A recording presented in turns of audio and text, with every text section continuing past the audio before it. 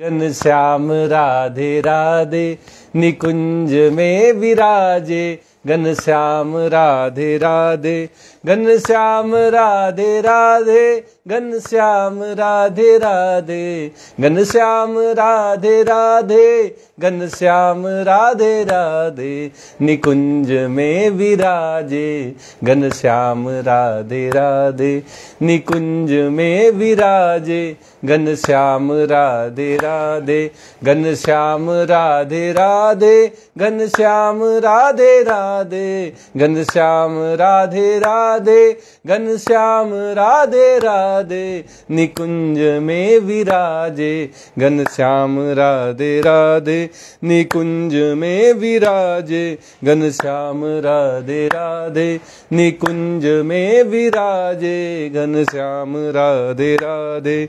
जय राधे राधे राधे, घनश्याम राधे राधे, जय राधे राधे राधे, घनश्याम राधे राधे, जय राधे राधे राधे, घनश्याम राधे राधे, जय राधे राधे राधे, घनश्याम राधे राधे, जय राधे राधे राधे, घनश्याम राधे राधे, जय राधे राधे राधे, घनश्याम राधे राधे निकुंज में विराजे, घनश्याम राधे राधे निकुंज में विराजे, घनश्याम राधे राधे, घनश्याम राधे राधे, घनश्याम राधे राधे, घनश्याम राधे राधे, घनश्याम राधे राधे। जय श्री कृष्णा। आज के इस गीता प्रवचन सत्र में आप सबका स्वागत है। कल हम जब गीता पर चर्चा कर रहे थे तो भगवान श्री कृष्ण ने अर्जुन को भक्ति मार्ग के द्वारा भगवत प्राप्ति के जो साधन हैं, जिनके द्वारा सगुण साकार भगवान के भक्त भगवत प्राप्ति करते हैं,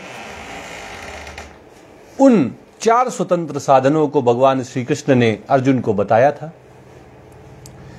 पहले भगवान ने एक स्वतंत्र साधन के रूप में अपने मन को अपने वश में करना और अपनी बुद्धि को भगवान के श्री चरणों में एक निश्चय के पूर्वक कि भगवान ही मेरे हैं और मैं ही भगवान का हूं, इस भाव से समर्पित कर देना। मन और बुद्धि को भगवान में लगाकर भगवत प्राप्ति हो सकती है, ऐसा एक स्वतंत्र साधन भगवान ने अर्जुन को बताया था। लेकिन हो सकता है कि सब लोग अपने मन और बुद्धि को अपने वश में ना कर सके। ये कोई आसान बात तो है नहीं कि मन अपने वश में हो जाए, बुद्धि अपने वश में हो जाए। इसलिए भगवान ने कहा कि अगर मन और बुद्धि आपके वश में नहीं होते तो कोई बात नहीं, एक दूसरा उपाय भी है। भगवान ने क्या? अभ्यास योग। अभ्यास का मतलब है जो आपने लक्ष्य बनाया है उसकी प्राप्ति के लिए बार बार प्रयास करना, और योग का मतलब है समबुद्धि हो जाना।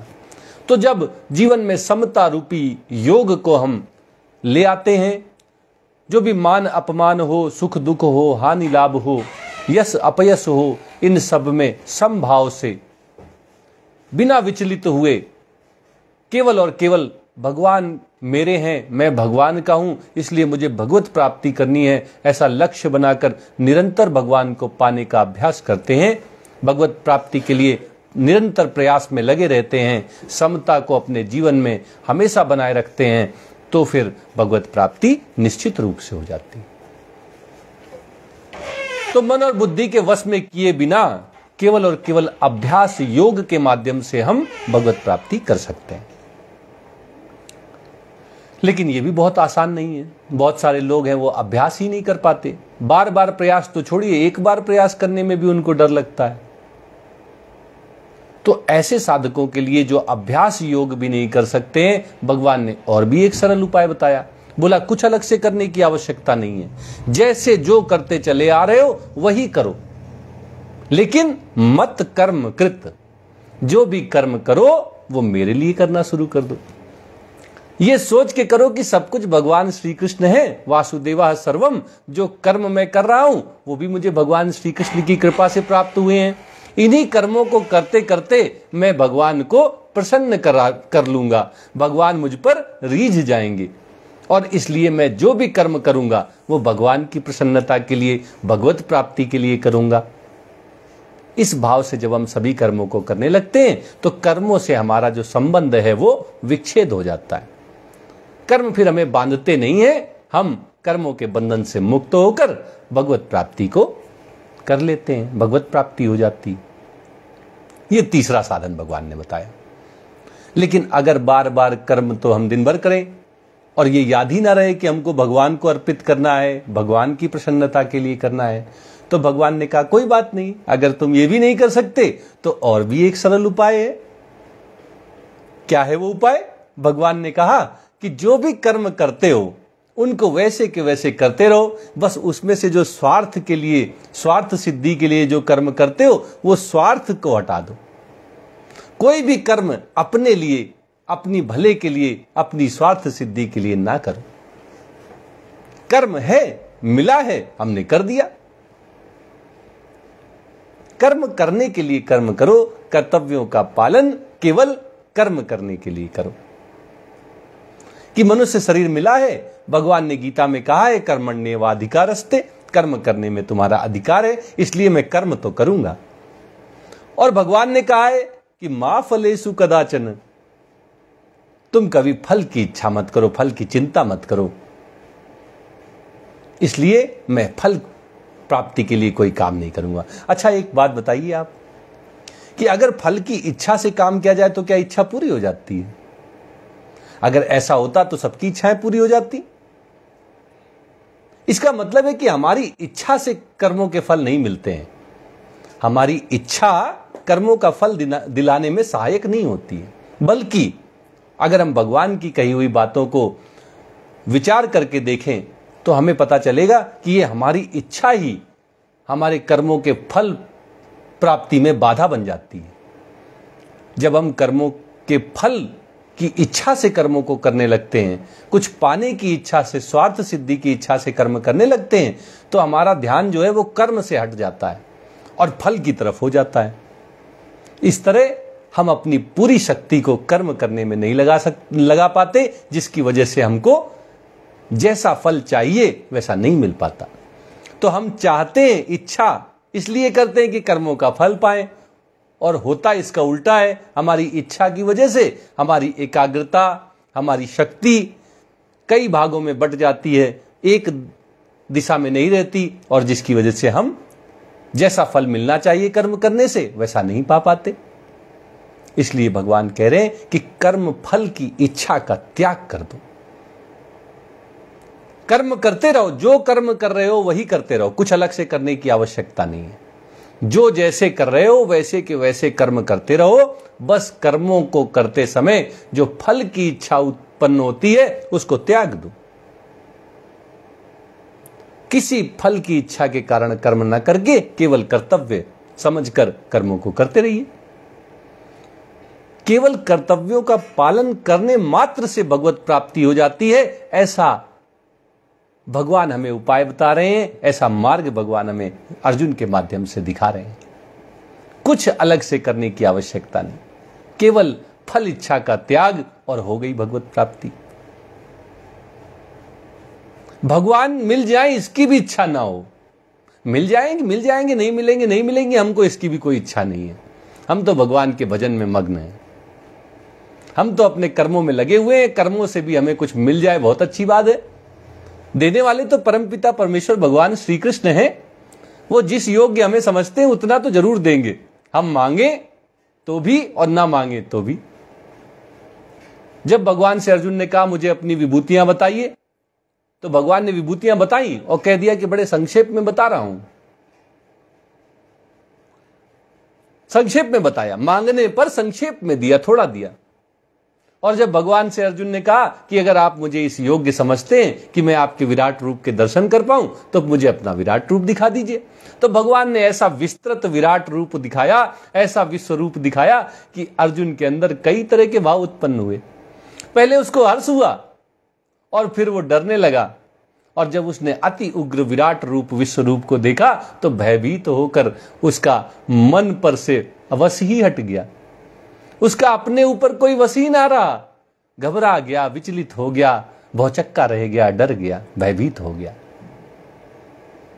कहने का तात्पर्य यह है कि अगर हम भगवान से भी कुछ मांगेंगे तो अपनी संकुचित सोच के कारण थोड़ा ही पाएंगे, लेकिन अगर हम कुछ नहीं मांगेंगे तो भगवान तो त्रिलोकीनाथ हैं।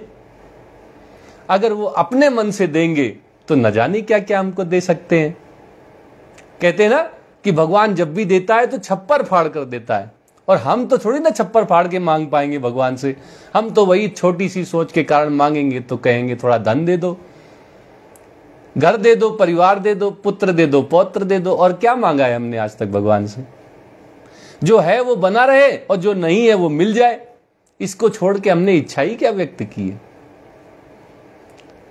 अगर हम इस इच्छा का ही त्याग कर दें और सब भगवान पर छोड़ दें कि भगवान आपने ही संसार बनाया, आपने ही हमको बनाया, आपने ही हमको कर्म दिए, अब फल भी आप ही दे देना। जब हमने कुछ मांगा नहीं और फिर भी हमको सब कुछ आपने आज तक दिया है तो आगे भी आप देते रहना। जितना हमें आप योग्य समझते हो उतना देते रहना प्रभु, हमारी कोई इच्छा नहीं है। राजा के दरबार में जाएं और कह दे, राजा जी आपकी जितनी इच्छा हो हमें दे दीजिए। तो इतना तो यकीन मानिए कि जितना आपने सोचा होगा उससे ज्यादा ही आपको मिलेगा। तो ये तो त्रिलोकीनाथ हैं, अखिल ब्रह्मांड के राजा हैं, स्वामी हैं। अगर इनसे भी ना मांगा तो जो मिलेगा वो आप समेट नहीं पाएंगे, ऐसा भरोसा रखिए। भगवान ने ये 4 स्वतंत्र साधन अर्जुन को समझाए। अब इन स्वतंत्र साधनों के द्वारा जिन्होंने भगवत प्राप्ति की है, जिन्होंने सिद्धि प्राप्त कर ली है, जो सिद्ध हो गए हैं, ऐसे महापुरुषों, ऐसे सिद्ध संतों के क्या लक्षण हैं, उनके लक्षण क्या हैं? और लक्षण जानना इसलिए आवश्यक है कि जो साधक है वो सिद्ध को देखकर, उसके गुणों को देखकर, उनके लक्षणों को देखकर कहता है कि मैं भी अपने अंदर ऐसे लक्षण उत्पन्न करूंगा। गुरु को देखकर शिष्य कहता है कि जैसा मेरे गुरु ने सिद्धि प्राप्त की है वैसे ही मैं भी प्राप्त करूंगा। साधक के अंदर सिद्ध पुरुषों के प्रति एक बड़ा सम्मान का भाव होता है, और वो सम्मान उनके गुणों के प्रति होता है, उनकी सिद्धि के प्रति होता है, और वो चाहते हैं कि हम भी उस अवस्था को प्राप्त कर पाएं। भगवान अर्जुन के माध्यम से हम सबको सिद्ध महापुरुषों के लक्षण बताने जा रहे हैं। ये सिद्ध पुरुषों के लक्षण भगवान आगे के 7 श्लोकों में बताएंगे। 49 लक्षणों से युक्त जो सिद्ध महापुरुष हैं, अगर इन सिद्ध महापुरुषों के इन लक्षणों को हम अपने जीवन में ले आए तो यकीन मानिए भगवत प्राप्ति होने से कोई बचा नहीं सकता, कोई रोक नहीं सकता। निश्चित रूप से भगवत प्राप्ति होगी, भगवान के दर्शन जरूर होंगे। और हर व्यक्ति का यह कर्तव्य बनता है कि जो महापुरुष हैं उनके जीवन को पढ़े, उनके जीवन में उन्होंने जो गुण अर्जित किए हैं, जो लक्षण उन्होंने दिखलाए हैं, जो उन्होंने सिद्धियां अर्जित की हैं, उनसे वो सीखे, उनको आत्मसात करे, उनका पालन अपने जीवन में करे। तो यहां अगले 7 श्लोकों में भगवान जो सिद्ध महापुरुषों के लक्षण बताने जा रहे हैं, उसका उद्देश्य भी यही है कि हम भी उन गुणों को, उन लक्षणों को अपने जीवन में लाने का प्रयास करें। भगवान अर्जुन से कहते हैं कि जो सिद्ध भक्त हैं उनके ऐसे ऐसे लक्षण होते हैं। अद्वेष्टा सर्वभूतानां मैत्रः करुण एव च निर्ममो निरअहंकारः सम दुख सुख क्षमी। भगवान कहते हैं कि जो मेरे भक्त सिद्धि प्राप्त कर लेते हैं, जो भगवत प्राप्ति कर लेते हैं, वे फिर सभी प्राणियों के प्रति अद्वेष्ट हो जाते हैं, किसी के प्रति द्वेष नहीं रखते, किसी प्राणी के प्रति उनके मन में द्वेष का भाव नहीं रह जाता। क्यों नहीं रह जाता? निज प्रभु मैं देखहि जगत, निज प्रभु मैं देखहि जगत के संग करई विरोध। जब सब कुछ अपने परमात्मा के रूप में सिद्ध महापुरुष को दिखने लगता है, सभी प्राणियों में वही परमपिता परमेश्वर भगवान श्री कृष्ण दिखाई देने लगते हैं, उनके दर्शन होने लगते हैं, तो फिर वे द्वेष किससे करेंगे? उनको तो सब में अपने भगवान के ही दर्शन हो रहे हैं, इसलिए वो सबसे प्रेम करते हैं, सबके प्रति उनके मन में श्रद्धा रहती है, किसी के प्रति द्वेष नहीं रहता, किसी से वे घृणा नहीं करते। और केवल घृणा ही नहीं करते, घृणा करना बंद ही नहीं करते, बल्कि मैत्र करुणा एव च, केवल द्वेष ना हो इतना पर्याप्त नहीं है, मित्रता का भी व्यवहार करते हैं और दया भी होती है, करुणा, ये उनके अंदर सहज रूप में विकसित हो जाती है। वे दूसरे प्राणियों में जब अपने ही भगवान का दर्शन करते हैं तो वो दूसरों के दुखों को देखकर दुखी हो जाते हैं और दूसरों के सुखों को देखकर सुखी हो जाते हैं। उनको सब में भगवान दिखाई देते हैं, इसलिए वो सबको अपना मित्र समझते हैं और सबके प्रति दया का भाव रखते हैं, करुणा का भाव रखते हैं। निर्ममो निरअहंकारः, सिद्ध महापुरुषों में किसी व्यक्ति, वस्तु, पदार्थ के प्रति ममता नहीं होती, आसक्ति नहीं रखते, मेरेपन का कोई भाव नहीं होता उनके अंदर। ये मेरे शिष्य हैं, ये मेरे पुत्र हैं, ये मेरी पत्नी है, ये मेरे पिता हैं, ये मेरी माता है, ये मेरे मित्र हैं, इस तरह का कोई मेरेपन का भाव उनमें नहीं रहता। सबके मित्र, सबके प्रति दया, किसी के प्रति द्वेष नहीं, लेकिन ये सब होते हुए भी किसी के प्रति ममता नहीं, आसक्ति नहीं, क्योंकि ममता जो है, आसक्ति जो है, ये बंधनकारी है। और सिद्ध महापुरुष तो सभी बंधनों से मुक्त हो जाते हैं, इसलिए वो ममता बिल्कुल नहीं रखते, किसी के प्रति आसक्ति नहीं रखते। निरअहंकार, दूसरों के प्रति ममता होती है और अपने प्रति मैंपन जो है, मैं, ये शरीर, मैं ये इंद्रियां, मैं ये मन, मैं ये बुद्धि, ये सब अहंकार के जननी है, जनक हैं, अहंकार को उत्पन्न करने वाले, पुष्ट करने वाले। सिद्ध महापुरुष अपने शरीर, इंद्रियों, मन, बुद्धि के प्रति भी मैंपन से मुक्त हो जाता है, इसलिए उसमें तनिक भी अहंकार का भाव नहीं रहता, निरअहंकार हो जाता है। सम दुख सुखा, उसके जीवन में दुख आ जाए या सुख हो जाए, वो एक समान भाव से रहता है, क्योंकि वो देखता है कि दोनों के दोनों भगवान की कृपा से आते हैं।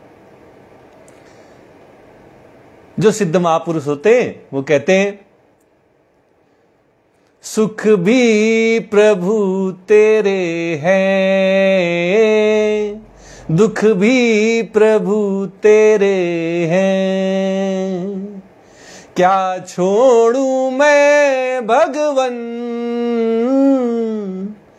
दोनों ही तुम्हारे हैं, दोनों ही तुम्हारे हैं, सुख भी मुझे प्यारे हैं, दुख भी मुझे प्यारे हैं, क्या छोड़ूं मैं भगवन,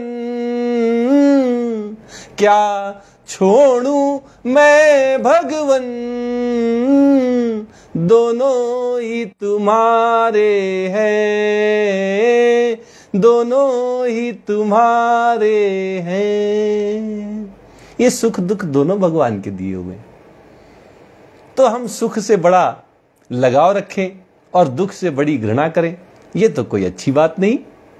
जब दोनों हमारे भगवान श्री कृष्ण ने ही बनाए हैं, दोनों उन्हीं की कृपा से हमें प्राप्त हुए हैं, तो सुख के आने पर और दुख के जाने पर एक समान भाव रहे, दुख के आने पर और सुख के जाने पर भी वही भाव रहे।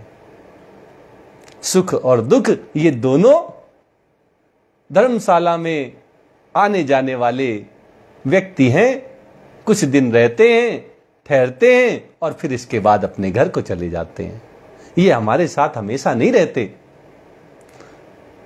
तो हमें भी इनका अतिथि की तरह स्वागत करना है। सुख आए उसका स्वागत है, दुख आए उसका स्वागत है। हमको पता है कि रहने वाले नहीं है, ये आएंगे और फिर चले जाएंगे, इसलिए इनके प्रति न राग हो और न द्वेष हो। ऐसे ही सिद्ध महापुरुष सुख और दुख में एक समान रहता है। सम दुख सुखा और क्षमी। क्षमा जो है ये एक ऐसा गुण है जिसमें व्यक्ति अगर शक्तिशाली है तो भी सामने वाले अगर उसके प्रति कोई अपराध कर दें, उसका कुछ बिगाड़ दें, तो भी उनको क्षमा कर देता है, उनको सजा नहीं देता, उनके प्रति कोई द्वेष नहीं रखता, उनको उनसे घृणा भी नहीं करता, और ये भी नहीं कहता कि भगवान इनको देख ले, ये भी नहीं करता।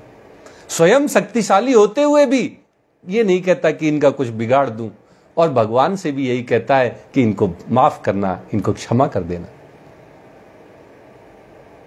अपराध के प्रति बिल्कुल भी घृणा का भाव नहीं, द्वेष का भाव नहीं, अपराधी के प्रति ये दोनों भाव नहीं, उनको क्षमा कर देना कि भगवान ने ही जरूर इसके हाथों ये कर्म करवाया है, बिना भगवान की इच्छा के तो एक पत्ता भी नहीं हिलता, इसलिए इसमें इसकी क्या गलती। ये तो भगवान की लीला है कि भगवान ने इस व्यक्ति के हाथों मेरा ये काम बिगड़वा दिया, मेरे प्रति ये अपराध करवा दिया, इसलिए इस व्यक्ति की कोई गलती नहीं है, ऐसा मानकर वो सबको क्षमा कर देते हैं। ये हो गए जो भगवान के सिद्ध भक्त हैं उनके लक्षणों का पहला श्लोक। आगे भगवान कहते हैं, संतुष्टः सततम योगी यतात्मा दृढ़ निश्चयः मय्यर्पित मनो बुद्धिर यो मद भक्तः समे प्रियः। ये जो भक्त हैं, जो सिद्ध हो गए हैं, ये भगवान को बड़े प्रिय होते हैं। क्यों प्रिय होते हैं? क्योंकि ये दैवी संपत्ति के मालिक होते हैं, अधिकारी होते हैं। इनमें वे सभी गुण पाए जाते हैं जो सत्व गुण कहलाते हैं, सद्गुण हैं, भगवान की प्राप्ति कराने वाले गुण हैं। और जब भगवान देखते हैं कि इनके अंदर सद्गुण हैं तो भगवान भी उन पर रीझ जाते हैं, उनके प्रति प्रेम भगवान के मन में भी उत्पन्न हो जाता है। जो भगवान से प्यार करते हैं, प्रेम करते हैं, भगवान भी उनको प्रेम करते हैं। क्यों? क्योंकि भगवान ने कहा था, ये यथा माम प्रपद्यन्ते तांस तथैव भजाम्यहम्। जो जैसे भगवान की शरण ग्रहण करता है, भगवान भी उसी भाव से उसको अपनी तरफ स्वीकार कर लेते हैं, उसको गले लगा लेते हैं। जिस भाव से भगवान की शरण में जो जाता है उसको भगवान स्वीकार कर लेते हैं, आत्मसात कर लेते हैं। तो अगर कोई भगवान से प्रेम करता है तो भगवान भी उसको प्रेम करने में लग जाते हैं। संतुष्ट, भगवान सिद्ध महापुरुषों के लक्षण बता रहे हैं कि वो हमेशा संतुष्ट रहते हैं। जो भी भगवान की कृपा से उनको मिल जाए उससे वो संतुष्ट हो जाते हैं। उनके मन में इच्छा नहीं रहती कि और कुछ मिल जाए, कोई कुछ दे जाए। जो मिल गया वो भगवान की कृपा समझकर उससे संतुष्ट हो जाते हैं, और ज्यादा इच्छा नहीं रखते, लालसा नहीं होती उनमें।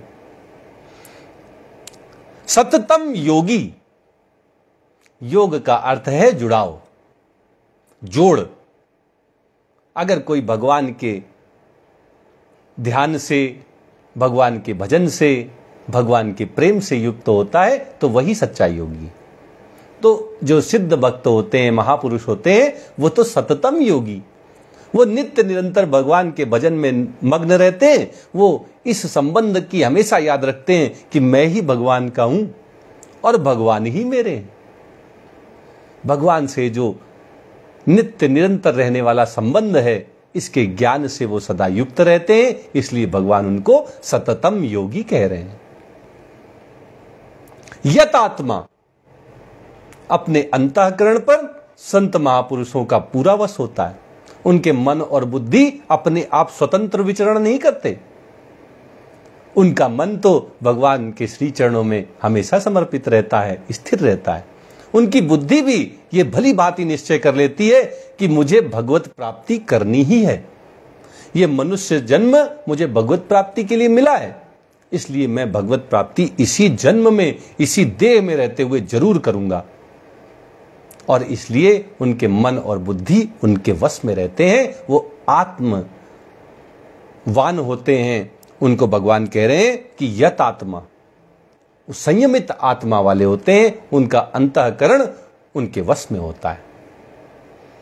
दृढ़ निश्चया, ऐसे सिद्ध महापुरुष दृढ़ निश्चय रखते हैं कि मुझे भगवत प्राप्ति करनी है।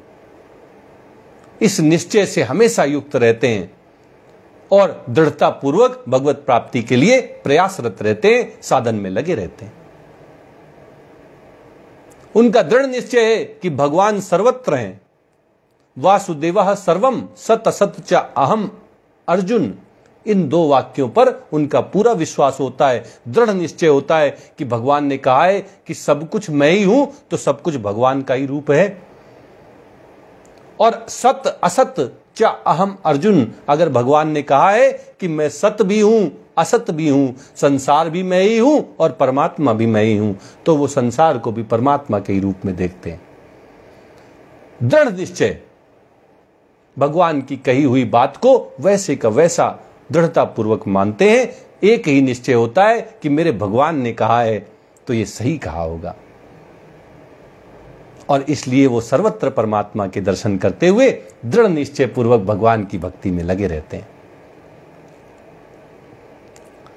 भगवान कहते हैं मयि अर्पित मनोबुद्धिर, जिस भक्त की, जिस सिद्ध महापुरुष की ऐसी स्थिति हो जाए कि उसके मन और बुद्धि भगवान के अर्पित हो जाएं, भगवान में ही स्थिर हो जाएं, मन और बुद्धि उसने भगवान के श्री चरणों में समर्पित कर दिए कि अब इन मन बुद्धि में और कोई सांसारिक लोभ, वासना, इच्छा नहीं आएगी।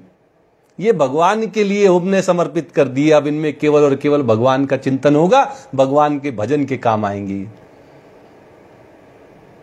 इन मन बुद्धि से मैं केवल और केवल भगवान का सुमिरन करूंगा।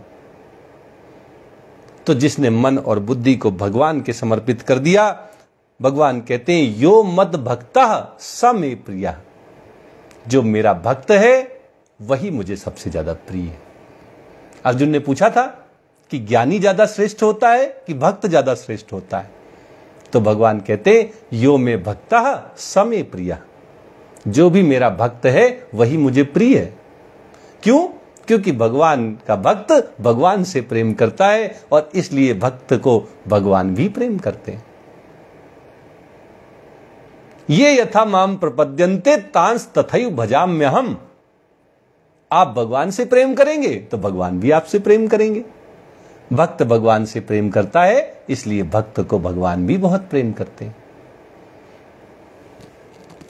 तो भगवान इस प्रकार अपने जो सिद्ध भक्त हैं उनके लक्षण हमें बता रहे हैं, ताकि हम भी इन लक्षणों को अपने जीवन में इसी भाव से उतारें, उनके जैसे हम भी अपने जीवन में इन गुणों को विकसित करें। तो एक प्रकरण तो पूरा हुआ कि सिद्ध भक्त का एक प्रकार ये था, इन गुणों से युक्त भगवान के सिद्ध भक्त होते हैं। अब भगवान दूसरा प्रकरण प्रारंभ करते हैं और अपने सिद्ध महापुरुष भक्तों के कुछ और लक्षण बताते हैं कि ऐसे भी मेरे भक्त होते हैं जो भगवत प्राप्ति कर लेते हैं। जिन्हें भगवत प्राप्ति हो जाती है, ऐसे सिद्ध महापुरुषों के ऐसे भी लक्षण हैं। कैसे? यस्मान्नो द्विजते लोको लोकान्नो द्विजते च यः हर्षामर्ष भयोद्वेगै मुक्तो यह समे सच में प्रियः। यस्मान नो द्विजते लोको, भगवान कह रहे हैं कि जिससे कोई भी प्राणी उद्विग्न नहीं होता, क्षुब्ध नहीं होता, जिसकी वजह से किसी प्राणी के जीवन में कोई उतार चढ़ाव, कोई हलचल नहीं होती। भगवान के भक्त की वजह से किसी के जीवन में परेशानियां आए, कोई दुखी हो, ऐसा कोई काम भगवान का भक्त नहीं करता। वो तो सबके सुख की कामना से अपने कर्मों को करता है। सर्वे भवन्तु सुखिनः सर्वे सन्तु निरामयाः सर्वे भद्राणि पश्यन्तु मा कश्चित् दुख भाग् भवेत्। ये भगवान के भक्त के लक्षण। वो तो सबके कल्याण की कामना से कर्म करता है। उसकी वजह से किसी को विचलित होना पड़े, किसी के जीवन में हलचल आ जाए, कोई क्षुब्ध हो, कोई उद्विग्न हो, ऐसा कोई कार्य भगवान के भक्त को नहीं करना चाहिए। और सिद्ध महापुरुष ऐसा कोई कर्म नहीं करते जिसकी वजह से कोई दुखी हो, कोई क्षुब्ध हो, कोई उद्विग्न हो। लोकान नो द्विजते चयः, भगवान कह रहे हैं कि संसार का कोई भी प्राणी उसे उद्विग्न नहीं कर सकता, उसे क्षुब्ध नहीं कर सकता। संसार है तो सब तरह के प्राणी हैं, कुछ अच्छे हैं, कुछ बुरे हैं, कुछ आपके काम बनाने में मददगार होंगे तो कुछ आपके काम बिगाड़ने के लिए भी आएंगे। ऐसे में जो सिद्ध महापुरुष होते हैं वह दुर्जनों के पास आने पर भी बिल्कुल उद्विग्न नहीं होते। चंदन विष व्यापत नहीं, लिपटे रहत भुजंग, कि वहां जा स्वभाव को नहीं बदल देता। ऐसे ही जो सिद्ध महापुरुष हैं उनकी शरण में अगर दुर्जन भी आ जाते हैं, जो गलत काम करने वाले, जो बुरे लोग हैं, वो भी उनके पास आ जाते हैं तो भी वो विचलित नहीं होता, उद्विग्न नहीं होता, क्षुब्ध नहीं होता। भगवान बुद्ध के जीवन में एक संस्मरण आता है कि एक बार एक आदमी आया और उसने भगवान बुद्ध के मुंह में थूक दिया। हम और आप होते तो क्या करते? हमारे साथी ही उसको पीट देते, उसको अधमरा कर देते। लेकिन भगवान विष्णु के दरबार में ऐसा कुछ नहीं हुआ। उन्होंने बड़े प्रेम से उससे पूछा कि आपको और कुछ कहना है? आपको और कुछ कहना है या आपके पास जो था वो आपने मुझे दे दिया? आप तो पवित्र हो गए, जो लाए थे वो मुझे सौंप दिया आपने, क्या आपको कुछ और कहना है? जब भगवान बुद्ध ने ऐसे कहा तो उस व्यक्ति के आंखों से आंसुओं की धारा बह गई। वो कुछ ना बोल सका और वो भगवान को गाली भी ना दे सका, क्योंकि उसके पास जो भी था वो पहले ही समर्पित कर चुका था। जिसके पास जो होगा वही तो देगा। दुष्ट के पास दुष्टता ही है, वो आपके पास आएगा तो दुष्टता लेकर ही आएगा। चोर के पास केवल और केवल चोरी का ही गुण है, वो आपके पास आएगा तो भी चोरी के उद्देश्य से ही आएगा। दुर्जन केवल और केवल दुर्गुणों के लिए जाने जाते हैं, वो अगर आपके पास आएंगे तो दुर्गुण ही दिखाएंगे। लेकिन ये आपको क्षुब्ध नहीं करने चाहिए, इनसे आप विचलित नहीं होने चाहिए, उद्विग्न नहीं होने चाहिए। ये भगवान श्री कृष्ण हमें सिखा रहे हैं। यस्मान नो द्विजते लोको लोकान नो द्विजते चयः, आपकी वजह से कोई उद्विग्न ना हो, क्षुब्ध ना हो, और किसी की वजह से आप भी उद्विग्न ना हो, आप भी क्षुब्ध ना हो। हर्षा मर्ष भयो द्वेगैर मुक्तो, इन चार दुर्गुणों से मुक्त होना है। सिद्ध महापुरुष इन चार दुर्गुणों से मुक्त होते हैं। कौन से? हर्ष, वो अनुकूलता के आ जाने पर, पहली बात तो उनमें कोई इच्छा ही नहीं होती, लेकिन फिर भी जिनको हम अनुकूल परिस्थितियां कहते हैं, जो हमारे जानने में सुख हैं, हर्ष के विषय हैं, अगर सिद्ध महापुरुषों के जीवन में वो घटनाएं होती हैं, वो परिस्थितियां आती हैं, तब भी वो कोई हर्ष युक्त नहीं होते। वो बहुत प्रसन्न होकर उछल कूद करके नाचने नहीं लग जाते। भगवान की कृपा से हमें ये प्राप्त हुआ है, ऐसा सोचकर वो भगवान को धन्यवाद देते हैं। हर्षा मर्ष, अमर्ष जो है ईर्ष्या, हमसे कोई आगे निकल जाए तो हमें ईर्ष्या होने लगती है, हम उसकी टांग पकड़ के पीछे खींचने की इच्छा हमारे मन में आ जाती है। ये जो ईर्ष्या का गुण है ये सिद्ध महापुरुषों में नहीं होता। अमर्ष, वो इस ईर्ष्या के गुण से, इस बुरी आदत से जो दूसरों को पीछे हमसे करना चाहती है, हमें हमेशा आगे दिखलाना चाहती है, इस बुरी आदत से भी मुक्त रहते हैं, ये उनसे रहित होते हैं। तो वो ज्यादा हर्षित भी नहीं होते और किसी के प्रति ईर्ष्या का भी भाव नहीं रखते। भाइयों, वो किसी से भयभीत भी नहीं होते। और भयभीत क्यों हो? जब त्रिलोकीनाथ भगवान श्री कृष्ण हमारे साथ हैं तो फिर डरने की क्या बात है? जब भगवान हमारे साथ हैं तो फिर डरने की कोई आवश्यकता नहीं है। किससे डरना और क्यों डरना? डर तो उसको लगता है जिसने कोई गलत काम किया हो। भयभीत तो वो होता है जो सोचता हो कि अरे मेरी पोल ना खुल जाए।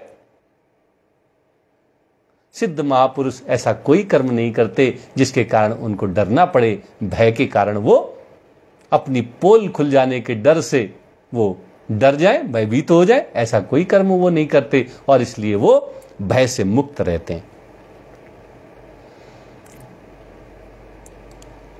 और पहले जैसे भगवान ने कहा कि सिद्ध महापुरुष कभी किसी को क्षुब्ध नहीं करते, उनकी वजह से कोई उद्विग्न नहीं होता और वो भी किसी की वजह से क्षुब्ध नहीं होते, उद्विग्न नहीं होते। अब भगवान फिर कहते हैं उद्वेगई,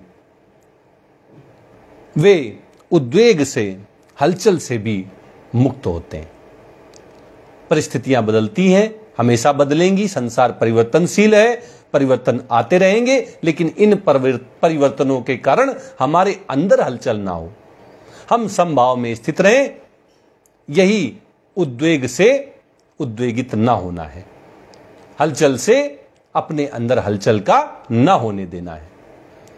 इन सब दुर्गुणों से सिद्ध महापुरुष मुक्त होते हैं, हर्ष से, अमर्ष से, भय से और उद्वेग से। ये सिद्ध महापुरुषों में दुर्गुण नहीं पाए जाते हैं। भगवान कहते हैं कि इन चारों से जो मुक्त है व्यक्ति, भगवान को बड़ा प्रिय होता है। इसी तरह का न राग रहता है और न द्वेष रहता है। राग द्वेष ही बंधनकारी हैं। और राग द्वेष कब आते हैं? जब हम द्वंद्व में फंस जाते हैं। द्वंद्व क्या है? जो विपरीत हैं और दो हैं, जैसे सुख और दुख। अगर सुख के आने का हर्ष होगा तो शोक भी होगा जब दुख आ जाएगा। अगर जीत बड़ी प्यारी लगेगी तो हार बड़ी बुरी लगेगी। अगर मान सम्मान की चाहत होगी तो अपमान से घृणा भी होगी। इसलिए भगवान कह रहे हैं इन द्वंद्वों से मुक्त हो जाओ, राग द्वेष से रहित हो जाओ। जो राग द्वेष से रहित होता है वो भगवान को बड़ा प्रिय होता है। हर्ष, अमर्ष, भय और उद्वेग, इन चारों दुर्गुणों से रहित व्यक्ति, इनसे मुक्त व्यक्ति भगवान का बड़ा प्रिय होता है। ये सिद्ध महापुरुषों के लक्षण भगवान ने अर्जुन के माध्यम से हम सबको बताए, ताकि हम भी अपने जीवन में इनको लागू कर सकें, इनका पालन कर सकें, इन गुणों को हम आत्मसात कर सकें।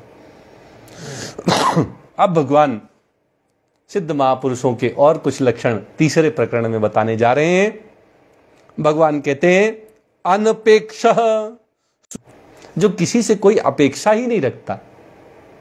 कोई उसका भला कर जाए, कुछ उसको दे जाए, ऐसी कोई इच्छा नहीं उसके मन में होती है, क्योंकि उसकी दृष्टि में तो परमात्मा ही सब कुछ देने वाले हैं, परमात्मा ही सब कुछ हैं। और इसलिए वो किसी दूसरे से कोई अपेक्षा नहीं रखता, किसी से कोई इच्छा नहीं रखता किसी के प्रति कि कोई उसकी कोई इच्छा पूरी कर दे। भगवान ने स्वयं कहा है पवित्रो वा सर्वावस्थां गतोऽपि वा यह स्मरेत पुंडरीकाक्षं सवायाभ्यांतरः शुचिः। केवल और केवल पुंडरीकाक्ष कमल नयन भगवान श्री कृष्ण का स्मरण मात्र करने से अंदर और बाहर की पवित्रता आ जाती है, चाहे जितना पवित्र हो और चाहे जितना अपवित्र व्यक्ति हो। पवित्र हो या अपवित्र हो, केवल और केवल पुंडरीकाक्ष कमल नयन भगवान श्री कृष्ण का स्मरण मात्र। चतुर होते हैं सिद्ध महापुरुष, चतुर होते हैं, सरल होते हैं, सज्जन होते हैं, लेकिन बेवकूफ नहीं होते, चतुर होते हैं। क्यों चतुर होते हैं? दक्ष क्यों कह रहे हैं भगवान? इसलिए कह रहे हैं क्योंकि जो महापुरुष हैं उन्होंने जान लिया है कि इस जीवन में ये जो संसार की इच्छाएं, वासनाएं, भोग और ये जो हम संग्रह करते रहते हैं, ये सब व्यर्थ की बातें हैं। इनसे कुछ प्राप्त होने वाला नहीं। यह मनुष्य जन्म भगवत प्राप्ति के लिए मिला है और ये जानकर वो भगवत प्राप्ति में लगकर भगवत प्राप्ति के लिए प्रयास करते हैं और भगवत प्राप्ति कर लेते हैं। इस असत शरीर में रहते हुए वो सत्य को पा लेते हैं, परमात्मा के दर्शन कर लेते हैं, भगवत प्राप्ति कर लेते हैं। इसलिए वो दक्ष हैं, चतुर हैं।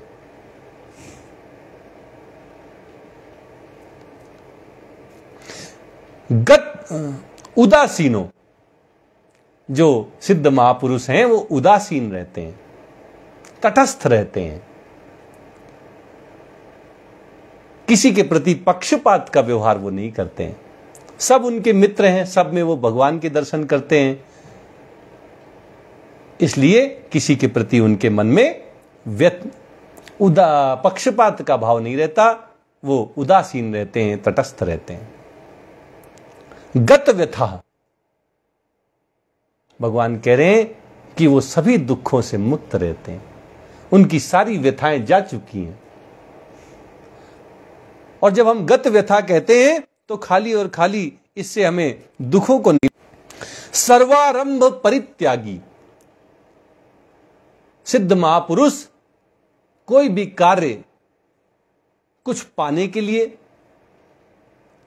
भोग ऐश्वर्य की प्राप्ति के लिए या संचय की इच्छा नहीं होती, और इसलिए उनको भगवान कहते हैं कि सर्वारंभ परित्यागी। स्वार्थ सिद्धि के लिए वो किसी कार्य को नहीं, अतः सभी कर्मों के आरंभ को वो भोग और संग्रह की दुर्भावना से रहित होकर करते हैं। ऐसे जो भगवान के भक्त हैं, भगवान कहते हैं वो मुझे बड़े प्रिय होते हैं। आज गीता का प्रवचन यहीं तक होगा। कल हम और भी क्या लक्षण हैं इनके विषय में, भगवान ने क्या कहा, इसको जरूर सुनेंगे। आइए भगवान का एक भजन करते हुए आज के इस सत्र को संपन्न करते हैं।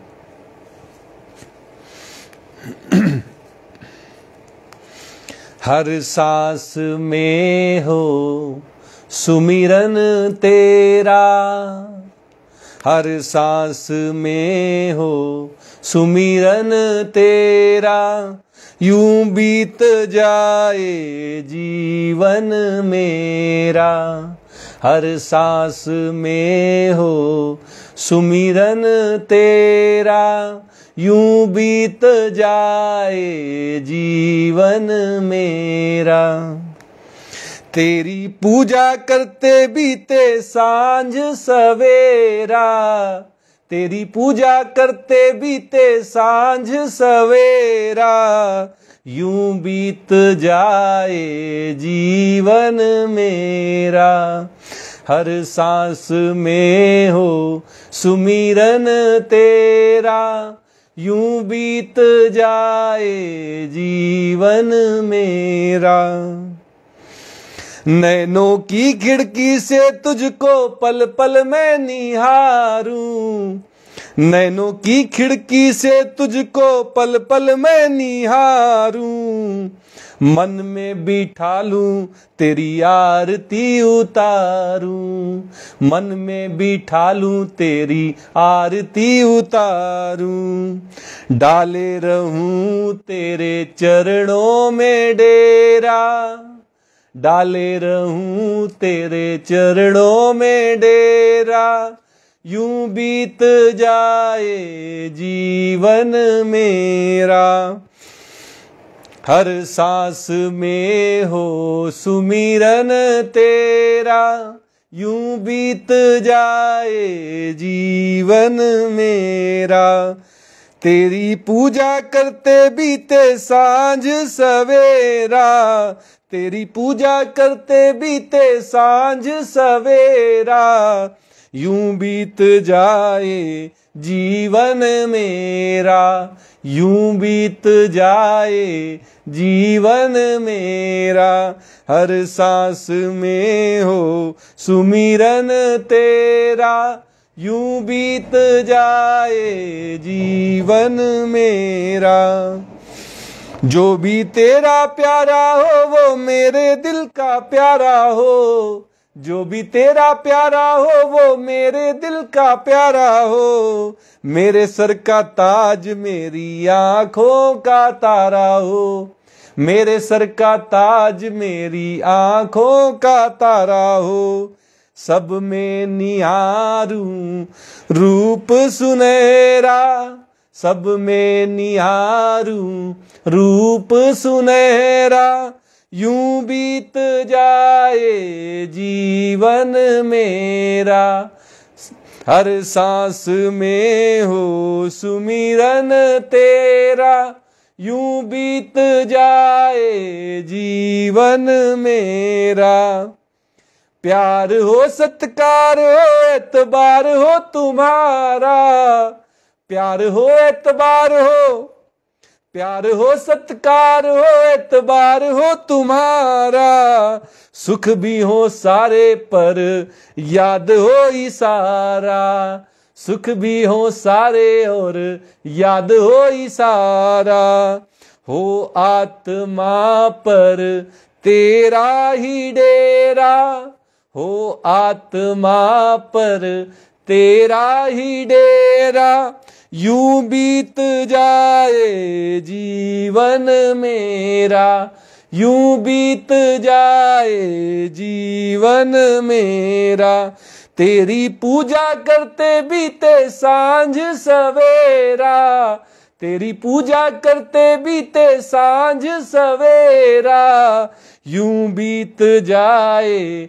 जीवन मेरा, यूं बीत जाए जीवन मेरा, हर सांस में हो सुमिरन तेरा, यूं बीत जाए जीवन मेरा, हर सांस में हो सुमिरन तेरा, यूं बीत जाए जीवन मेरा। जय श्री कृष्णा, जय श्री कृष्णा, जय जय श्री राधा कृष्णा।